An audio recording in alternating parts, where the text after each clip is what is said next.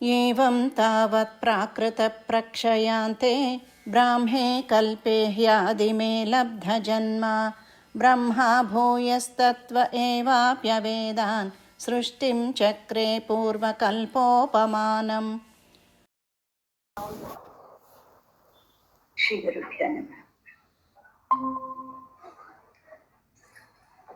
ఈరోజు మనం 8వ దశకం చెప్పుకుంటున్నాం.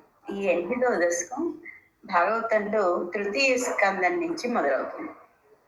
అంటే ఇప్పటికి 2 స్కందాలు పూర్తయి ఇది తృతీయ స్కందంలో 8వ దశకం ప్రారంభం చేసుకుంటున్నాం. ఇందులో ఏం తెలుసుకుంటున్నామంటే ప్రళయానంతరం జగత్ సృష్టి ఎలా జరిగింది అని. 7వ అధ్యాయంలో బ్రహ్మదేవుల వారు సృష్టి చేయాలి అని తపనతోటి ఆ స్వామి కోసం ఒక 1000 దివ్య సంవత్సరాల తపస్సు చేయగా ఆయనకి ఆ వైకుంఠ దర్శనం అయింది. ఆ వైకుంఠుని దర్శనం చేసుకున్నారు. ఆ స్వామి దర్శనం చేసుకొని స్వామి ఆయన మనసులో కోరిక ఏదో ఆయనకి విన్నవించుకున్నారు. నీ వెరగనిదా స్వామి, నాకు మళ్ళీ ఈ సృష్టి చేయవలసినటువంటి జ్ఞానాన్ని అలాగే ద్వైత అద్వైత తత్వాన్ని కూడా నాకు తెలియజేయవయ్యా అని చెప్పారు.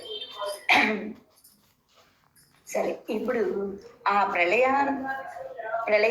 ప్రళయానంతర జగత్ సృష్టి ఇవి ఎలా జరుగుతున్నాయి అని మనం ఇక్కడ చెప్పుకుంటున్నాం అన్నమాట.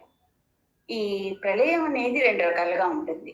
ఒకటి మహాప్రళయం. మహాప్రళయం అంటేనే దాన్ని ప్రాకృతిక ప్రళయం అంటారు.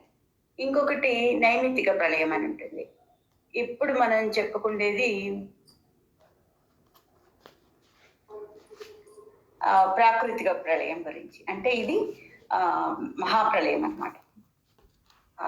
ఈ మహాప్రళయం తర్వాత ఆ బ్రహ్మదేవుల వారి కల్పం అంటే ఆయన ఆయుర్దాయం.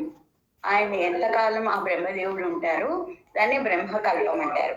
ఆ బ్రహ్మకల్పం అనేది ఈ మహాప్రళయం, దీన్ని ప్రాకృతిక ప్రళయం అంటారు. ఈ ప్రాకృతిక ప్రళయం తర్వాత ఈ బ్రహ్మ కల్పం అనేది ప్రారంభమవుతుంది. ఈ బ్రహ్మకల్పం ప్రారంభం అవ్వగానే ఈ బ్రహ్మదేవుల వారు ఏం చేశారట, ఈ ప్రారంభ సమయంలో ఆయన మనం ముందు అధ్యాయంలో చెప్పుకున్నాం. ఈ బ్రహ్మదేవుల వారి ఆ పద్మంలో ఆ స్వామి గర్భం నుంచి పరమాత్మ విష్ణు స్వరూపుడుగా ఉన్నప్పుడు ఆయన ఆ గర్భం నుంచి ఉద్భవించిన పద్మంలో ఈ బ్రహ్మదేవుల వారు ఉద్భవించారు. అటువంటి ఆ బ్రహ్మదేవుడు స్వామి నీ వల్లనే ఉద్భవించాడు కదా, మరి ఆయన నీ నుంచే జ్ఞానం పొందారు. సృష్టి ఎలా చేయాలి అనేది నిన్ను వేడుకొని నీ కోసం తపస్సు చేసి ఆ జ్ఞానాన్ని పొందారు. సృష్టి ఎలా చేయాలి అనేది ఈ సృష్టి ఇంకా చేయడానికి ఈ కల్పంలో మొదలు పెడుతున్నారు అని చెప్తున్నారు అన్నమాట.